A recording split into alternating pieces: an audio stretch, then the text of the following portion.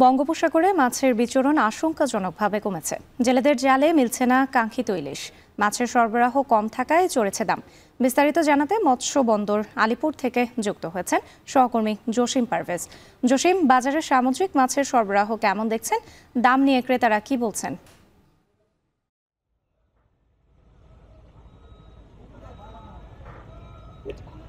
রাত্রি আপনাকে জানিয়ে রাখি, দক্ষিণ উপকূলীয় অঞ্চলে কিন্তু শীত জেঁকে বসেছে। আর শীত মৌসুম শুরু হওয়ার সঙ্গে সঙ্গে কিন্তু বঙ্গোপসাগর এবং নদ নদীতে মাছের বিচরণটা আশঙ্কাজনক হারেই কমেছে, এমনটি নিশ্চিত করেছে সামুদ্রিক যে সকল জেলেরা রয়েছেন তারা।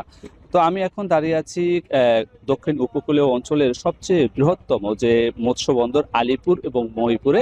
আমি এখন আলিপুরের অংশে দাঁড়িয়ে আছি।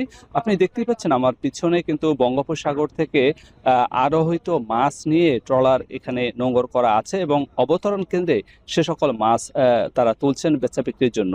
তবে এখানে বঙ্গোপসাগরে মাছের বিচরণ কম থাকায় মাছের সরবরাহ কম রয়েছে। আজ এই আলিপুর মৎস্য অবতরণ কেন্দ্রে 1 কেজি ওজনের যে ইলিশ তা বেচা বিক্রি হচ্ছে প্রতি কেজি 1500 থেকে 1700 টাকা।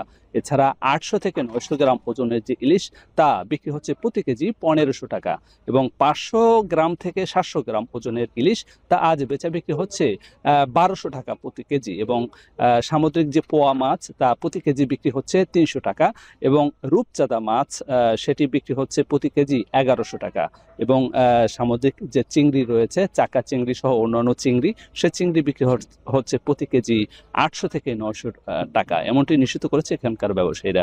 তো এখানকার যে সকল জেলেরা তারা গভীর সমুদ্রে মাছ শিকারে যাচ্ছে, প্রতি সপ্তাহে তাদের মাছ শিকার করে নিয়ে আসলেও তাদের কাঙ্ক্ষিত মাছ না পাওয়ায় তারা কিন্তু লোকসানে নিমজ্জিত আছেন, এমনটি জানিয়েছে। তো এখানকার ক্রেতারা বলছেন যে মাছের সরবরাহ কম থাকায় দাম বেশি রয়েছে, মাছের সরবরাহ বাড়লে দামটা কমবে, এমনটাই প্রত্যাশা তাদের। এই ছিল আমার কাছে সবশেষ। রাত্রি মাছের সরবরাহের খবর জানাতে আলিপুর থেকে যুক্ত ছিলেন সহকর্মী জসিম পারভেজ।